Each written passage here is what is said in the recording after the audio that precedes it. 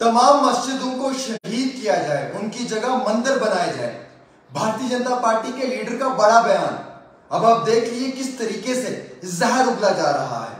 नाज़रीन किराम, कर्नाटका के अंदर इसीलिए कांग्रेस की सरकार बनी क्योंकि कर्नाटका के अंदर बीजेपी के नेताओं से यही जहर मुसलमानों के लिए उगला जाता था। और इस बार एक और बड़ी कंट्रोवर्सी, बीजेपी के एक लीडर है जो कर्नाटका के पुराने मिनिस्टर भी रहे हैं बीजेपी की सरकार में, इनका नाम है ईश्वरप्पा, जिन्होंने ये बड़ा बयान दिया है कि जो मस्जिदें हैं उन्हें शहीद किया जाए, मस्जिदों को डिस्ट्रॉय किया जाए, तबाह किया जाए, उनकी जगह मंदिर बनाए जाए। अब ये क्या है स्टेटमेंट, मैं आपको बताना चाहूंगा।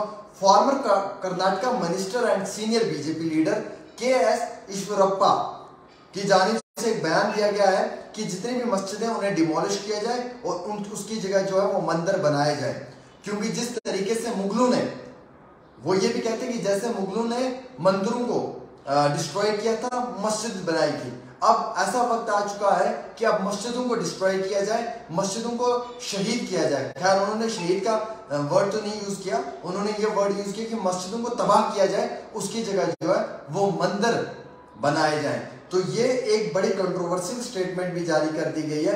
मैं आपको बताना चाहूंगा कि इस स्टेटमेंट के बाद लगातार कर्नाटका के अंदर कई जगहों पर कई सारे मुकामात के ऊपर जो है वो इनके खिलाफ धरना भी, प्रदर्शन भी देखने को मिले हैं और कई सारे मुकामात के ऊपर जो है वो काफी गुस्से का बयान भी नजर आया है। हालांकि ये कोई नई बात नहीं, इससे पहले भी शख्स ने अप्रैल के महीने में एक बहुत बड़ा स्टेटमेंट दिया। इसने कहा कि आजान लगने की वजह से सर में दर्द होता है, क्योंकि इनके नजदीकी एक मस्जिद थी, वहां पे आजान लगी हुई थी और इस शख्स ने कहा कि यहाँ पे जब आजान लगती है तो इसकी वजह से हमारे सर में दर्द होता है, हम चाहते हैं कि आजान बंद कर दी जाए। और दूसरा स्टेटमेंट इनका यह अब आया है कि जो मस्जिद है उन्हें डिमोलिश किया जाए और उनकी जगह कंस्ट्रक्ट किए जाए टेम्पल्स।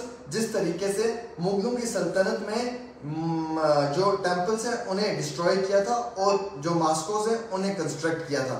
यानी कि ये कहते हैं कि मस्जिदों को डिस्ट्रॉय किया जाए, मस्जिदों को तबाह किया जाए, मस्जिदों को हटाया जाए, उनकी जगह मंदिर बनाए जाए।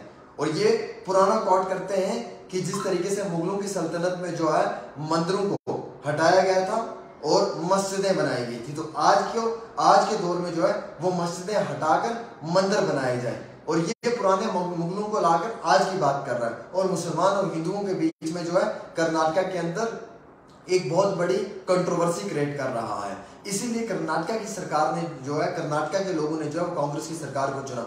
हालांकि ये भी कहते हैं कि कांग्रेस की जो सरकार है वो मुसलमानों के फेवर में है, कांग्रेस जो है वो मुस्लिम्स को फेवर करती है, कांग्रेस की गवर्नमेंट जो है वो कर्नाटका के अंदर मुसलमानों को प्रोटेक्ट करती है और कांग्रेस ने आज से पहले भी देश के अंदर मुसलमानों को प्रोटेक्ट किया है। और कांग्रेस जो है वो हिंदुओं के खिलाफ है, कांग्रेस जो है वो मुसलमानों को हमेशा से जो है वो बचाते आई है। और इन्होंने ये भी इसमें कहा है कि कांग्रेस जो है वो हिंदुओं से हेट करती है और मुस्लिम रिलीजन को लाइक करती है। सिर्फ ना कि इतना ही कहा, बल्कि इन्होंने ये कहा कि एक्स्ट्रा माइंडेड मुस्लिम्स जो है वो कांग्रेस के अंदर है और जो कांग्रेस की एग्जिस्टेंस है वो कर्नाटका में सिर्फ मुसलमानों की वजह से है, क्योंकि मुसलमानों ने ही इलेक्टोरल पॉलिटिक्स में इस साल जो है वो कांग्रेस को जिता के लाया है। हालांकि मैं आपको ये बताना चाहूंगा कि ईश्वरप्पा ने जो है वो अनाउंस भी किया था अपनी रिटायरमेंट पॉलिटिक्स से इस साल अप्रैल में, और उसके बाद उनके बेटे ने वहां की कॉन्स्टिट्यूएंसी से जो है वो इलेक्शन कंटेस्ट किया था और फिर बाद में जो है वो उसे हरा भी दिया था। मैं आपको ये भी बताना चाहूंगा कि कितना बड़ा और घटिया स्टेटमेंट इन्होंने जारी किया है, जिस स्टेटमेंट को सुनने के बाद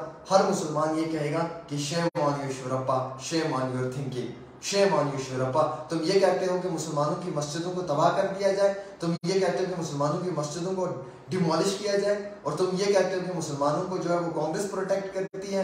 मतलब कर्नाटका के अंदर अगर हिंदू मुसलमान भाईचारा है तो तुम मुसलमानों को मिटाने के लिए इस तरीके की साजिशें और कोशिशें कर रहे हो। ये नाकाबिले कबूल है, इस तरह की चीजें बर्दाश्त नहीं की जाएंगी।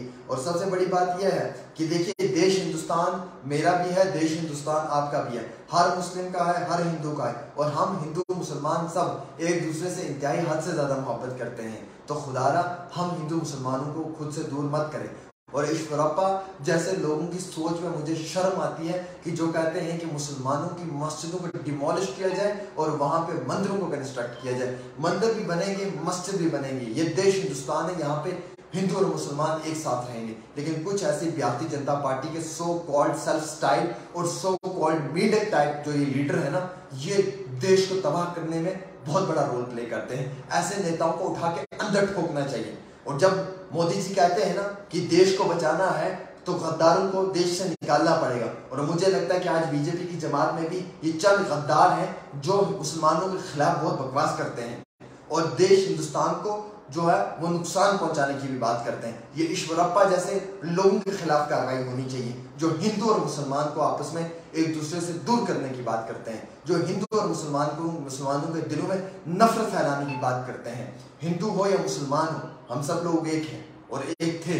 हिंदुस्तान के अंदर जो है वो दिल्ली की जामिया मस्जिद की भी खूबसूरती है, और वो आप देख सकते हैं कि उत्तराखंड के अंदर भी कई सारे खूबसूरत मंदिरों की भी खूबसूरती है।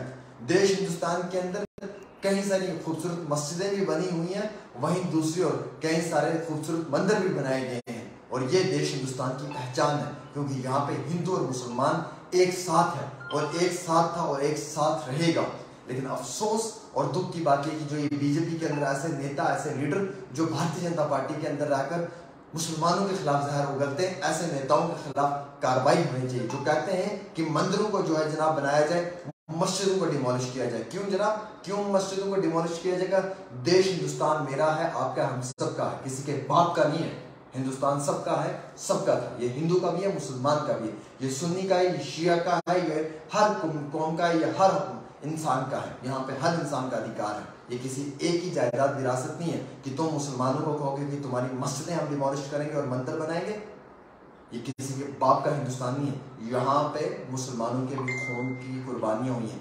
यहाँ पे शौकतुल्लाह खान ने भी कुर्बानी दी है, यहाँ पे शाहनवाज खान ने भी दी है, यहाँ पे बेरमा आबिद ने भी दी है, और यहाँ पे कई सारे और मुसलमानों ने दी है।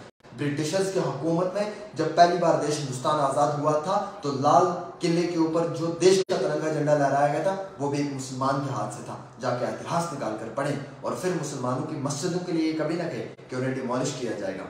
हिंदुस्तान के अंदर मुसलमान हो या हिंदू हो, उन दोनों का एक भाईचारा है और हमेशा रहेगा।